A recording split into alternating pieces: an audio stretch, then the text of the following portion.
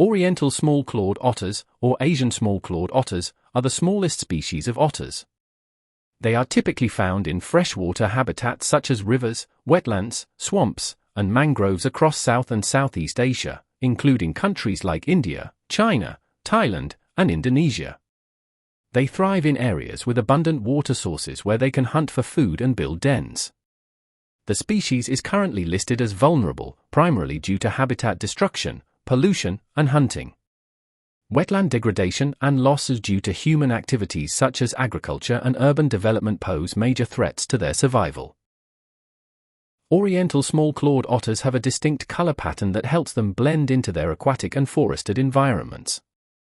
The fur on their upper body and back is generally dark brown or grayish-brown. Their chest, neck, and underbelly are usually lighter, ranging from light gray to creamy white.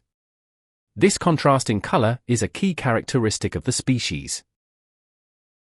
Their face has a slightly lighter hue compared to the rest of the body, often appearing paler around the eyes, nose, and cheeks. The overall color gradually fades from dark brown on the back to lighter shades on the face and underside. The paws and the tips of the tail are typically darker brown, matching the rest of the body. This combination of browns, grays, and lighter underparts gives them a sleek and adaptable appearance that is both functional for camouflage and visually appealing. Their dense, velvety fur also adds to their charming, soft appearance. Oriental small-clawed otters are the smallest species of otters. They typically measure between 70 to 100 centimeters from head to tail. The tail itself can make up a significant portion of this length. They generally weigh between 2.7 to 5.4 kilogram. Despite their small size compared to other otter species, their dexterous paws and agile bodies make them excellent hunters in their aquatic environments. Their body is long and slender, which reduces water resistance and allows for swift swimming. This sleek shape also helps them maneuver quickly on land. They have a flexible spine, which gives them agility both in water and on land. Unlike many other otter species, Oriental small-clawed otters have partially webbed paws with very small claws. This makes their paws incredibly dexterous, allowing them to manipulate objects and catch small prey like crabs and mollusks with precision.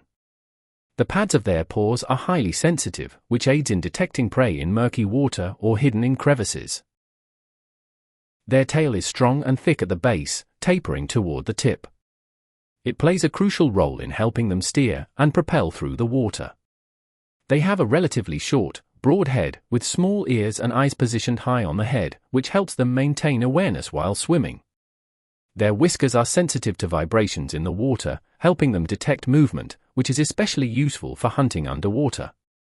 Their fur is thick and waterproof, providing insulation in both cold and warm environments. The outer layer repels water, while the underlayer traps air to keep their skin dry. Oriental small-clawed otters are known for their strong social bonds and live in family groups or packs, often consisting of a monogamous pair and their offspring. Groups can range from 4 to 12 individuals. Within these groups, they cooperate in hunting, grooming, and raising young. Older siblings often help care for younger pups, making them highly cooperative animals. Like most otter species, Oriental small-clawed otters engage in frequent play, both in and out of the water. This includes sliding down muddy or grassy slopes, wrestling with each other, and playing with objects like stones or shells. Play is an essential part of their social interaction and helps strengthen bonds within the group. Family groups establish and defend territories, which they mark with scent from their glands. These territories are typically centered around water sources like rivers, marshes, and mangroves, which provide food and shelter. While generally social within their group, otters can become aggressive toward intruders or rival groups when defending their territory or resources. They are skilled swimmers, using their webbed feet and muscular tails to move efficiently through water. However, because of their small size and partially webbed feet, they are better suited to hunting in shallow water rather than deep diving. Otters often swim playfully, diving, twirling, and interacting with each other in water. Swimming also serves as a means of exploring their environment and bonding. Oriental small-clawed otters are known for their intelligence.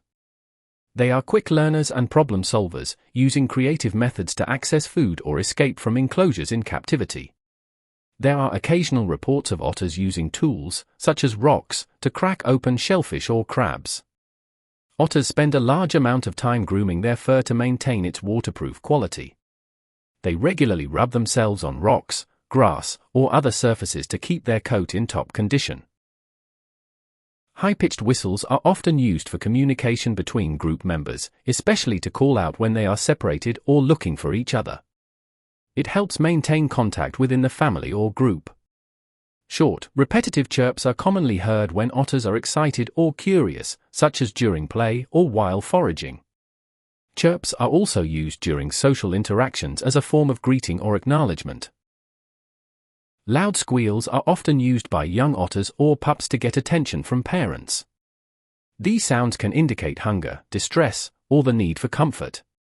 Low growl sounds typically indicate aggression or frustration. Otters may growl when feeling threatened or when defending their territory, food, or young from intruders. Sharp screams are usually associated with alarm or distress. If an otter perceives a danger or is startled, it may emit a scream to warn others in the group. Soft coos or purr-like sounds are often heard during close social interactions, such as grooming or resting together. They can signify contentment or affection, especially between family members. Otters may use short, sharp barks to signal a warning or to alert the group to potential danger, such as the presence of a predator or an unfamiliar human approaching their territory. Rapid chatter is often heard during playful activities or while foraging. It can indicate excitement or a sense of curiosity, especially when exploring new objects or environments. Hissing sounds are used to express displeasure or warning.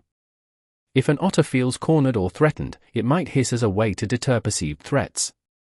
Soft squeaks are typically softer and can be used during less intense communication, especially between parents and their pups.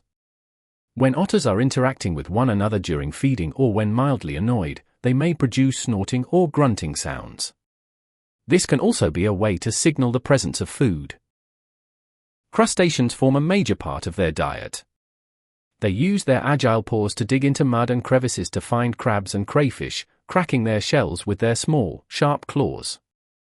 Oriental small-clawed otters frequently forage for mollusks like snails, clams, and mussels. They use their dexterity to extract these animals from their shells or from tight spaces, making mollusks a common food source.